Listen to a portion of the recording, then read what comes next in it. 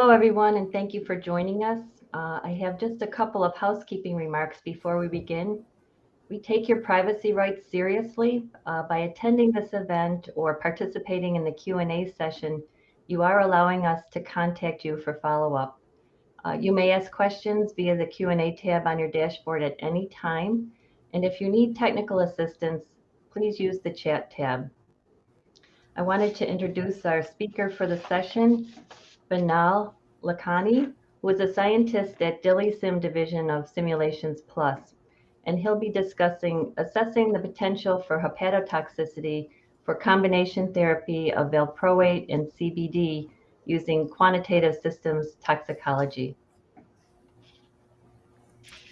All right. Well, thanks, everyone. Let me actually, I have a poll question, so let's see if that's going to work out. See if this works. Launch poll.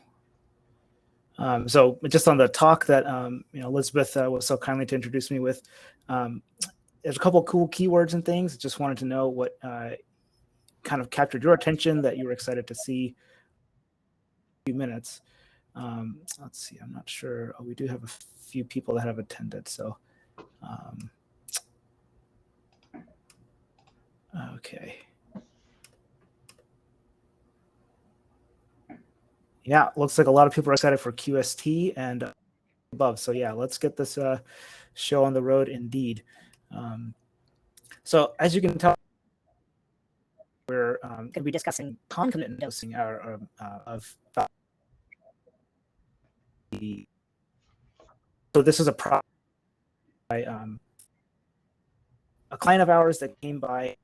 They noticed that when you have, we have a standard disclaimer that we're giving any kind of medical advice.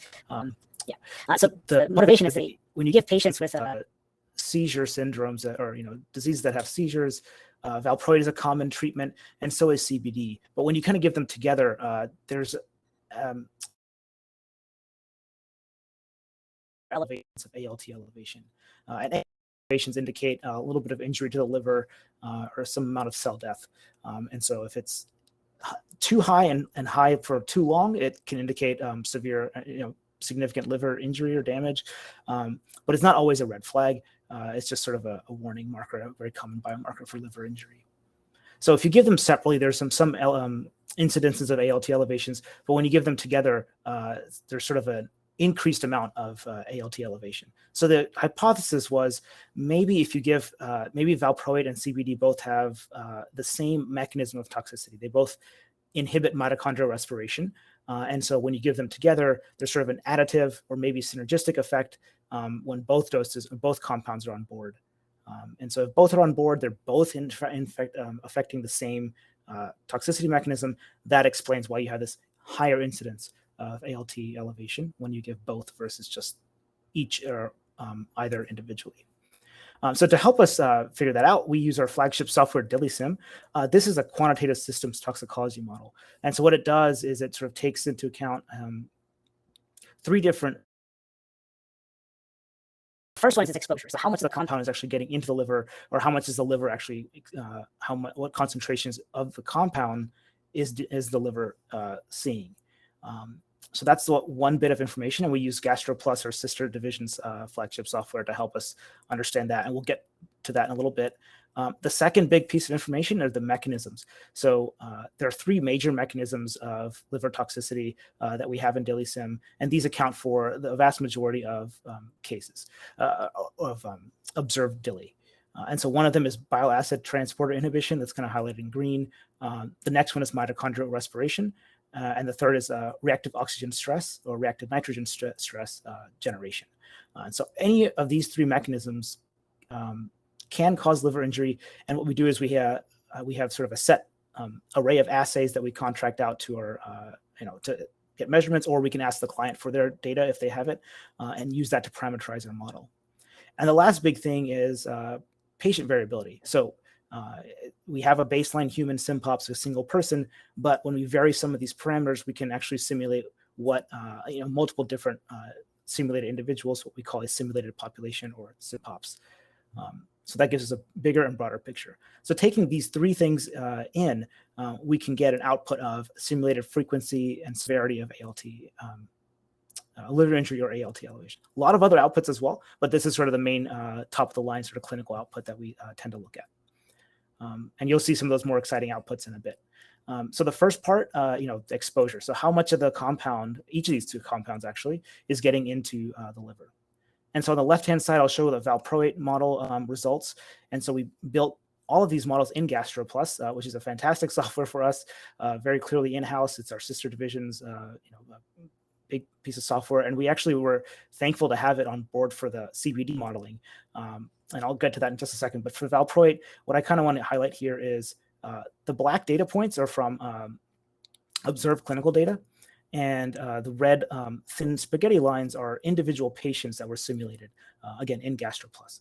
So we vary some of the exposure parameters, and GastroPlus can do this just as well as DILIsym, and you can see a range of exposures for across the population. And so the idea here is that it's a very good overlap between observed data and simulated data.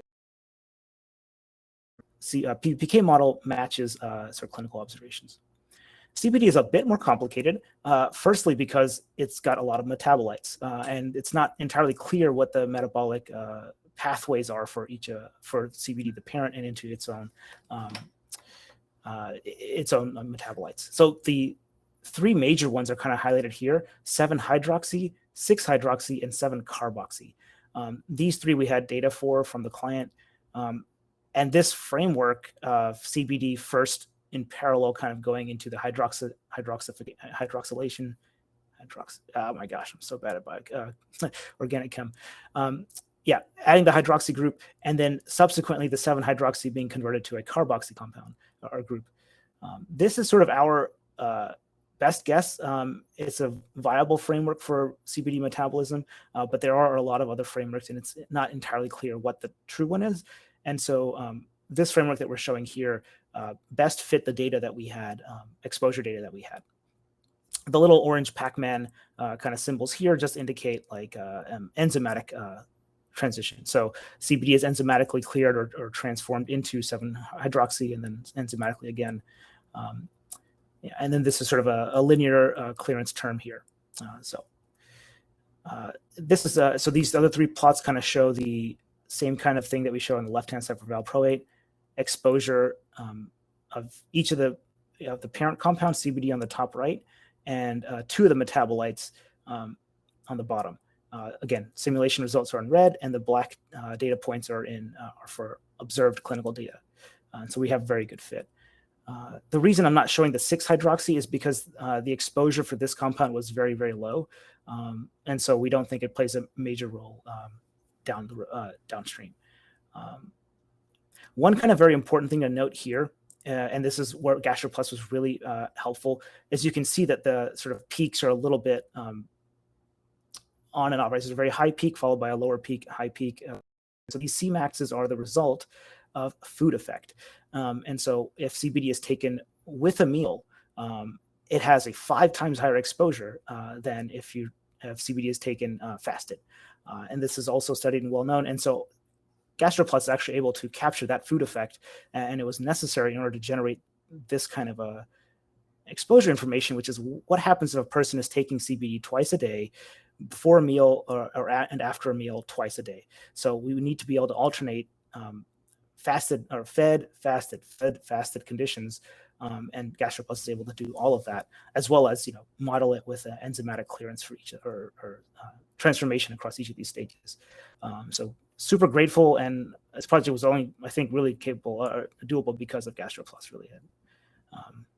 So that's the exposure information. So now we know how much of each compound is getting in at each time point.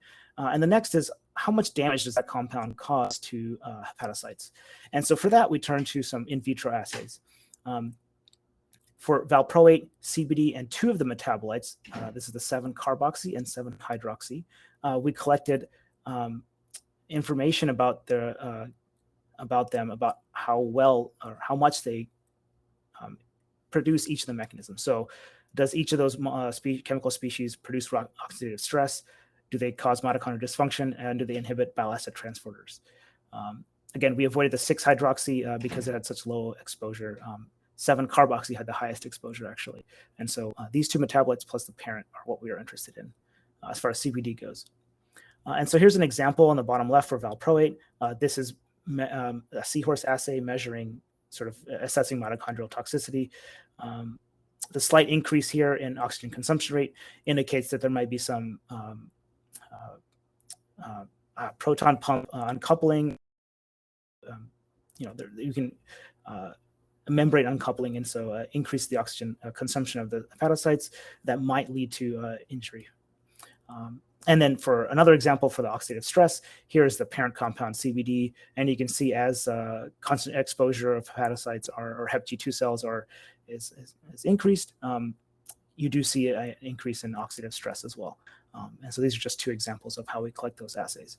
So now we have the exposure, and we have how much the molecule gets in the liver, and then how much does molecule cause liver cell injury. So we have those two pieces together, and DILIsym can bring those two pieces together and simulate what actually happens in the liver and predict ALT elevations and many other things. So here's the simulation results for valproate dosed alone. And for that dosing, what we did is titrated it for a couple weeks and then simulated out to 15. And so the dosing schedule is here on the top left. The first week is at 5 milligrams per kilogram BID, slowly increases it, and then by the second week, you're up to your maintenance dose. And so what you can see here is that there's a very sharp increase in the ALT elevations across the population, and then it sort of resolves by the second week or third week. And this actually matches really well with clinical observations for valproate dosing or treatment.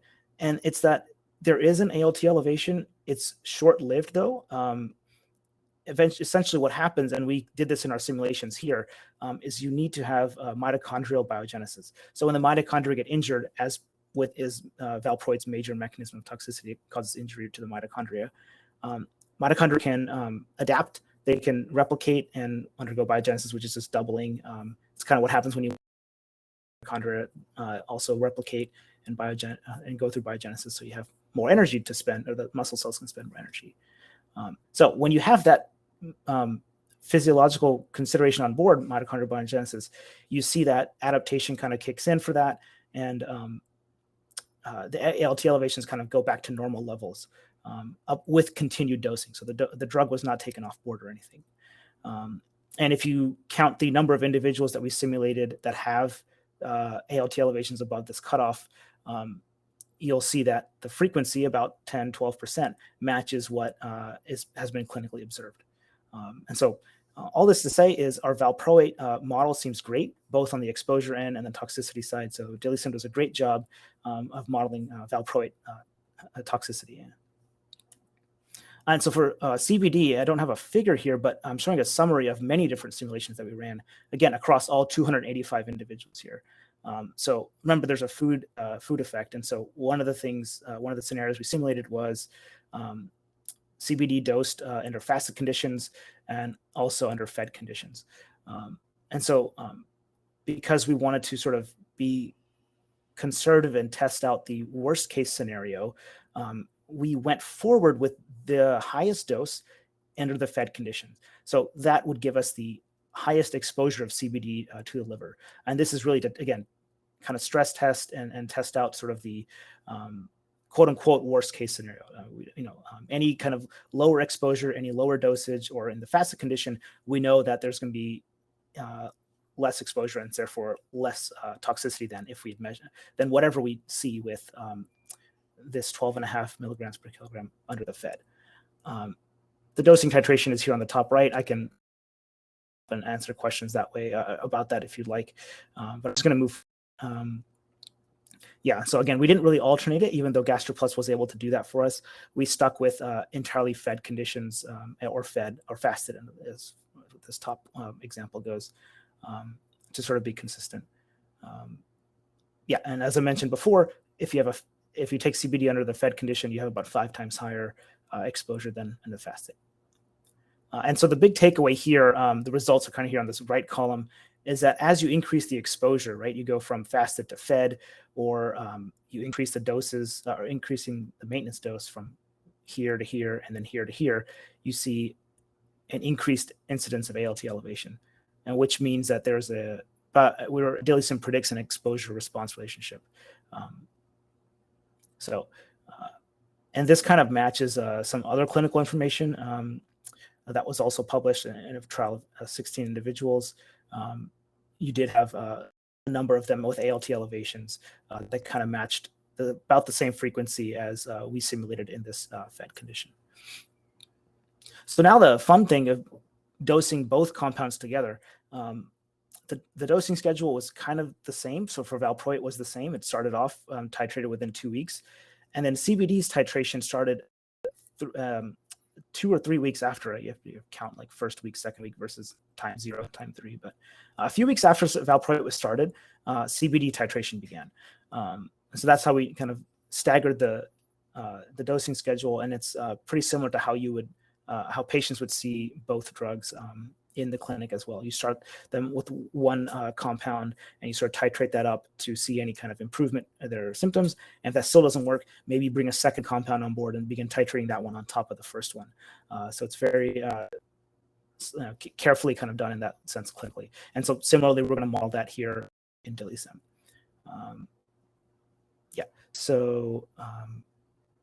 I think that's the information here. And the interesting thing to note here is that after CBD is added, you begin seeing some ALT elevations. But the thing to note here is if Valproate was, when in the simulations where only CBD was dosed, we saw the same frequency of elevation. So the show an increase in ALT are the same even when Valproate was not on board. And what this means is, and we'll see that actually better in the next slide, but it kind of means that they're additive in a sense, that there's no real synergy effect. So on the top, you'll see the concomitant dosing above this red line, so when they're both on board. And on the bottom, I've put some comparators for when they're simulated individually. On what you're looking at here on the bottom left is that simulation where Valproate was given itself, simulated by itself. And the top left is that first few weeks when Valproate is on board and before CBD is. And so on a as you'd expect, the peak ALT levels when it was, and then at the 15th day, right before, you can back to normal, back within the normal range, even though they were here, even though their peaks are here for the first 15 days. So right before CBD is added, everyone back to normal. And then in the fall weeks, when CBD is added, you only starting from here, they crossed over that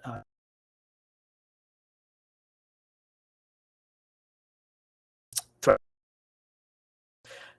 And this is the comparison for alone. So again, you see that same number of those same two individuals when CBD was given alone versus when Valproate was given for the first weeks. So it kind of shows that there's no synergistic effect, which is sort of counter to what is being clinically observed, right? I said at the top that when you give both, there's an increased incidence. So to sort of jump ahead a little, this kind of implies that maybe the mitochondrial hypothesis is not the reason why you see that additive, why you don't see the increased incidence. So the hypothesis was kind of proven false. But another really interesting thing we can do with DILIsym to move forward is to further interrogate. And so what I didn't tell you is that all three of those hepatotoxicity mechanisms were flagged by CBD. And so a question might be, okay, which of those mechanisms is the most important? Is mitochondrial toxicity the one that CBD is interacting with? Maybe there's a second one, and which is why explain why they're not, why you don't see this increased incidence. And so that's what we can do here. On the top half, you'll see I've turned each mechanism off one at a time. So on the top row, I took about 46 individuals, 24 of whom had an ALT elevation. I repeated those simulations with those 46 and removed the ROS mechanism. And you see that none of those 46 now had ALT elevations. If instead you turn off electron transport chain inhibition or bile acid inhibition, you can see the frequency is the same as if you had all of them. It's a little, I'm not explaining it perfectly well, but if you kind of study the table a little bit, it's a pretty clear-cut answer that the oxidative stress mechanism is what's driving CBD toxicity. And then we can go a little further and say, let's keep all the mechanisms on. Which of the chemical species may be responsible? So is it the parent compound? Is it the 7-carboxy or the 7-hydroxy that's responsible for most or however much of the simulated ALT elevations? And again, like I said, the 7-carboxy was had the highest exposure, and so you suspect maybe this one has the biggest role to play. But in fact, if you study the table a little, you'll notice that when the toxicity from CBD is turned off, the fewest number of individuals have ALT elevations. And so what this means is that the parent compound actually is relative to, compared to the 7-carboxy and 7-hydroxy, the parent compound seems to be causing the most ALT elevations, according to DILIsym. So yeah, just a big summary here. Here are all the simulation results, kind of if you can sort of look at on your own. Again, Valproate dosed by itself, CBD dosed by itself, and then the and the resulting ALT elevation on the rightmost column. And so the big takeaways, I think, from this project, two of the big ones, it shows that DILIsym predicts an exposure response relationship between CBD and ALT elevations. And furthermore, that a simulation respiration is not accounting for that increased incidence of ALT elevation when both are given. So that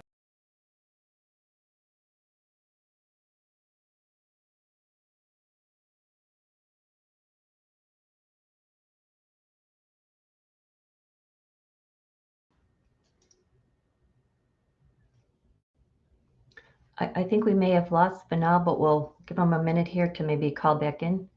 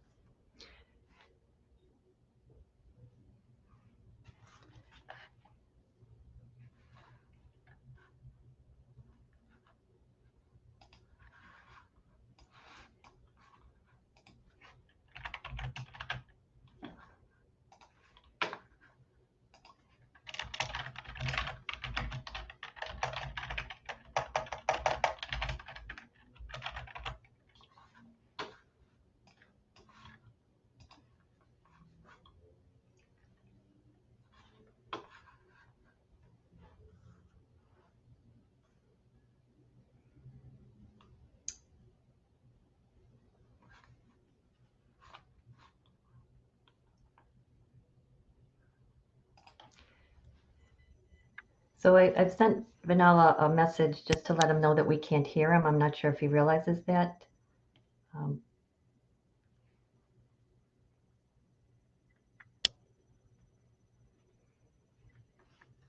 So we do have a couple questions. Hopefully he'll return and we can take care of asking him.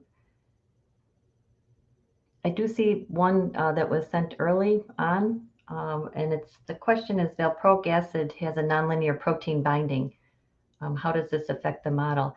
Actually, the reason I'm going ahead with the question is that was one of my questions as well, is I think protein binding has always been, of interest with valproic acid. And so to my knowledge, I think from what he's told us, I don't know that protein binding has been considered in this investigation at this point.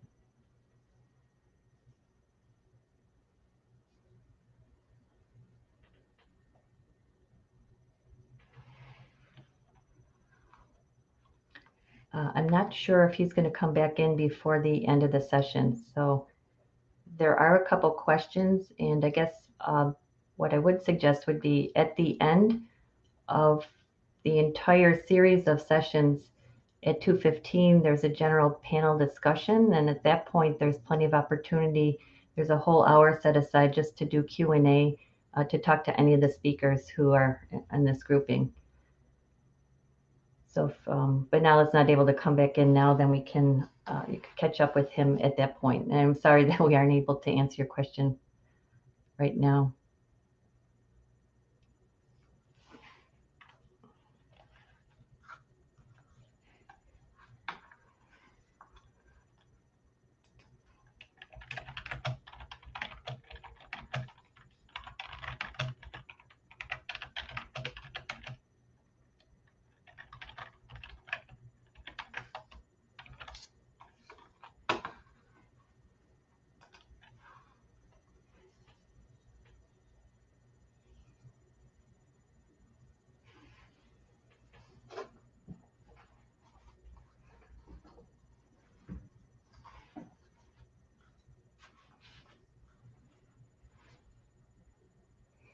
So while we're waiting, maybe I can make the closing remarks early, but just to let you know, the webinar is being recorded for playback and will be available on the Simulations Plus website and YouTube channel.